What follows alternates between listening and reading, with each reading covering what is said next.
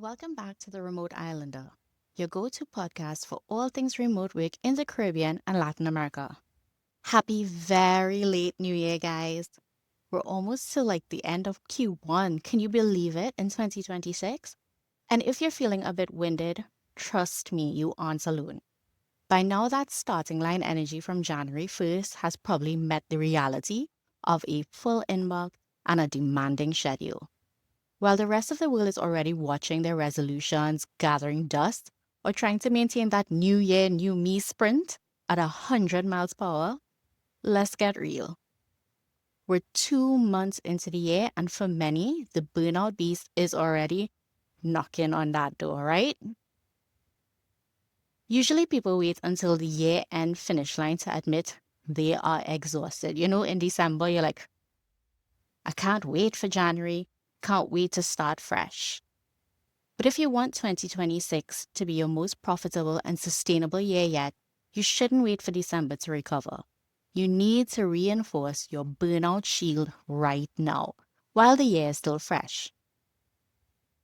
Let's be real, burnout in 2026 isn't just being tired. In our world of constant Slack notifications and looming deadlines, burnout is a state of total emotional and mental bankruptcy. Think of your professional capacity like a battery. In a remote setting, we don't have that natural circuit breaker of an office. There's no commute to decompress, no physical departure from the building. This makes your weekend reset more than just time off. It has to be a tactical recharge. We can't just spend Saturday scrolling on the same phone we use for work and expect our brains to feel refreshed. A true weekend reset means a total sensory shift, getting away from the blue light, changing your environment, and physically moving your body so your mind finally believes the work week is over. If you start the year by overdraining that battery and skipping those critical weekend resets, you won't make it to Easter. So what do we look out for?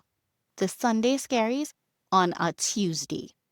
Dreading the laptop before you even open it. This is a major red flag because it means your weekend reset didn't work. Usually we feel that pit in our stomach on Sunday evening as we transition back to work. But when it happens on a Tuesday morning, it means your nervous system is in a constant state of threat response. You aren't reacting to a specific bad email.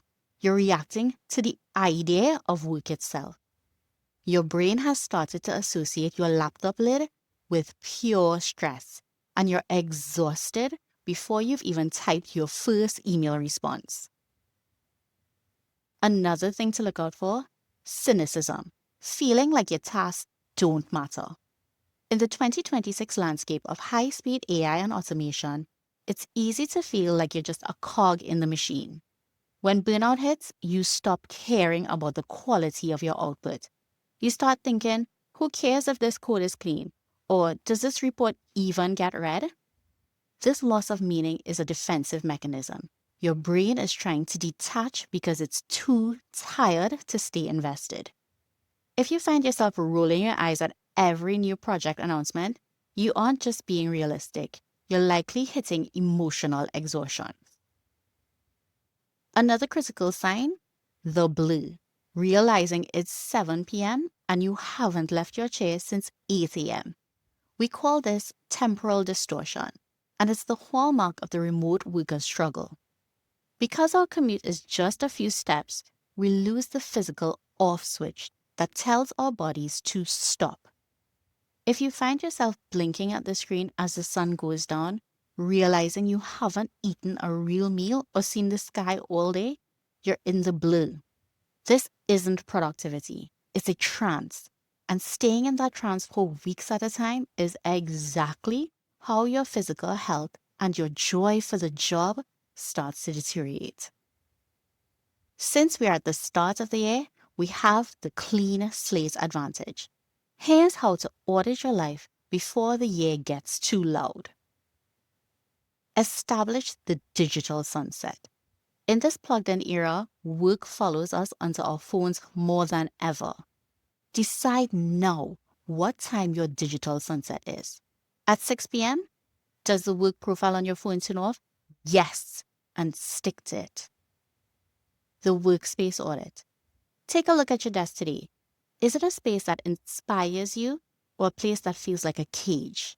Make sure your physical setup, your chair, your lighting, your view is optimized for comfort, not just output. And there's some non-negotiable rituals that we should have. Schedule your downtime into your calendar as a meeting, whether it's a morning walk on the beach, a midday workout, or just coffee away from your screens. If it's not on the calendar, it won't happen. To make sure we aren't having a crisis episode in 6 months, we need to build systems today. That includes strategic capacity management. Don't say yes to every project in Q1 just because you're energized. Use the Pomodoro technique or time blocking that we've spoken about previously to prove to yourself that you are working deep, not just working long. Understand the power of no. High performers know that saying no to the wrong project is what gives them the energy to say yes to the right one. Create that community connection. Remote work, even in our beautiful islands, can be isolating. Find your tribe. Join a Slack community, a local co-working group, or even just a weekly Zoom check-in with others in your field or country. Human connection is the ultimate antidote to the stress of the machine. If you're in Trinidad, check out friends of the podcast, Krisha Sarah Bowen at Purpose Spaces for your co-working needs, or Deborah Paul Burgess's Remotely TT page on Facebook. And remember to do weekly self-reflections. Every Friday afternoon, ask yourself, did I control my schedule this week, or did my schedule control me? Answer honestly. It's a no judgment zone, and adjust for the following Monday. Now, I don't want to just leave you with these ideas and hope for the best. We all know that knowing isn't the same as doing, especially when your inbox is filling up and your Slack is pinging. So to help you turn these strategies into real-world habits, I've created a special resource for our remote islander family, the 30-day Burnout-Proof Audit. It's a checklist that breaks down everything we talked about today into daily wins. Week 1 focuses on your digital boundaries. Week 2 is about workflow efficiency. And by week 4, we're building your long-term sustainability plan. It's the roadmap you need to make sure you are still energized and high-performing by the time July, August hits, right? And because burnout doesn't just try to get you in January and February, I've also included a monthly burnout maintenance checklist. Think of this as your recurring health check for the last Friday of every single month to make sure those Tuesday scaries haven't started creeping back in. I've also included a monthly audit worksheet. It's not just a checklist. It's a space for you to actually map out your capacity heat map for the month ahead. Identify your red zone weeks, those high-intensity sprint weeks, and plan how you're going to simplify your personal life during those times so you don't burn out. It takes 15 minutes once a month, but it will save you 15 hours of stress. Now you're probably wondering, where are these resources? How can we access them? Well, I have some really amazing news. I created my own website. So head over to theremoteIslander.com to grab your copies and see what we're all about. Print them out, stick them up wherever you can see them, and let's hold each other accountable. What's that one boundary you're setting for yourself this year to keep the burnout beast at bay? Maybe it's a strict no work zone after 6 p.m. or a mandatory lunch break away from the screen. And that means all screens. If you're like me and always scrolling, that's definitely one that I'm trying to accomplish. Drop a comment under this video or send me a message. I want to hear what you're committing to.